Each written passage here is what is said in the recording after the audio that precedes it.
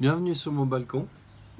C'est un plaisir aujourd'hui de pouvoir faire cette vidéo et je me réjouis de parler du sujet de la paix. Je crois qu'on vit un temps particulier, un temps difficile et je crois aussi que Dieu a envie de donner sa paix particulière à chacune et à chacun d'entre nous.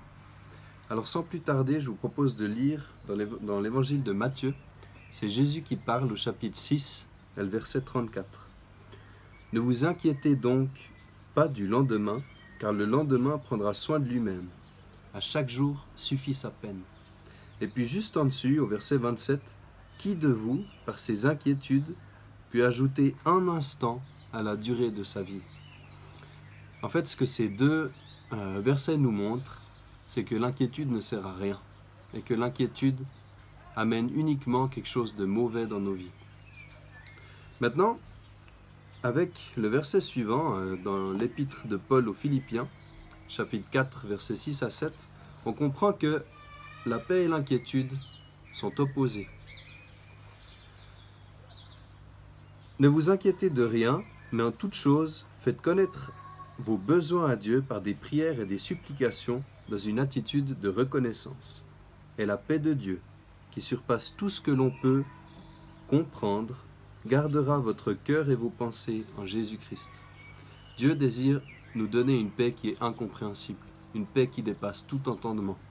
C'est-à-dire que quand quelqu'un te demande « mais d'où te vient cette paix alors même que tu es dans une situation telle que celle-ci ?» La seule réponse qui peut émerger, c'est « parce que Dieu est bon ». On ne peut pas expliquer la paix que Dieu désire nous donner. Et je ne parle pas d'une paix que j'appellerais une paix naïve ou bien à bon marché, comme une autruche qui plante sa tête dans le sable et puis qui dit mais tout va bien parce qu'en fait elle ne voit pas le danger, elle ne voit pas ce qui se passe. Dieu nous donne la sagesse. Moi je parle d'une paix de quelqu'un qui sait ce qui se passe, qui sait ce qui arrive, mais qui pourtant garde les yeux fixés sur Dieu et donne plus de poids à ce que Dieu dit plutôt qu'aux circonstances. En fait c'est un positionnement dans la foi, dans la paix. Bien que je regarde ce qu'il se passe, je choisis de donner plus d'importance à la réalité de qui est Dieu. Dans la Bible, il y a plusieurs exemples de personnes qui se sont positionnées de la sorte. Par exemple, Étienne, le premier martyr chrétien, au chapitre 6 et 7 des Actes des Apôtres. Lui, alors qu'il est lapidé, juste avant de se faire tuer parce qu'il témoignait de qui est Dieu, eh bien, il voit Jésus-Christ et il est rempli d'une assurance et d'une paix qui est indescriptible et incompréhensible. Ou alors Jésus, au jardin de Gethsémane, avant la passion et la croix, il a aussi un moment de frayeur où il dit à Dieu, mais si cette coupe peut passer loin de moi, cependant ta volonté soit faite, Seigneur.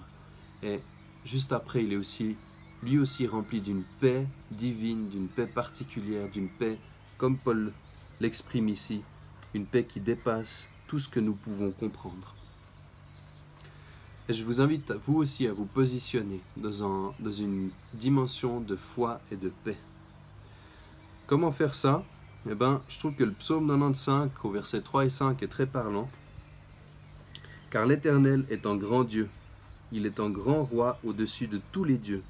Il tient dans sa main les profondeurs de la terre et les sommets des montagnes sont à lui.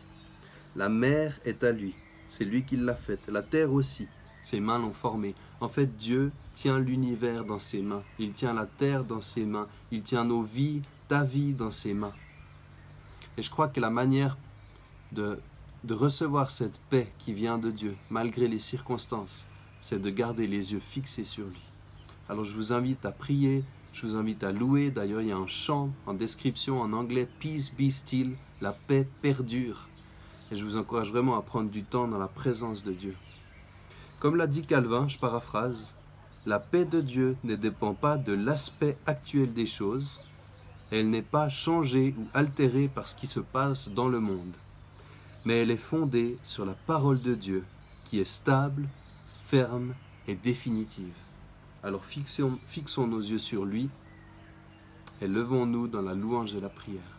Je vais prier. Seigneur, je te remercie pour cette paix que tu donnes, cette paix qui est profonde, cette paix qui est puissante, cette paix qui dépasse ce qu'on peut imaginer. Et j'ai envie maintenant de déclarer la paix dans chacune des familles, la paix dans chacun des cœurs, dans chacune des pensées, dans chacune des maisons. La paix pour chaque personne qui regarde cette vidéo au nom de Jésus-Christ. Merci parce que tu nous donnes ta paix et le monde ne peut pas nous l'enlever et les circonstances ne peuvent pas nous l'enlever.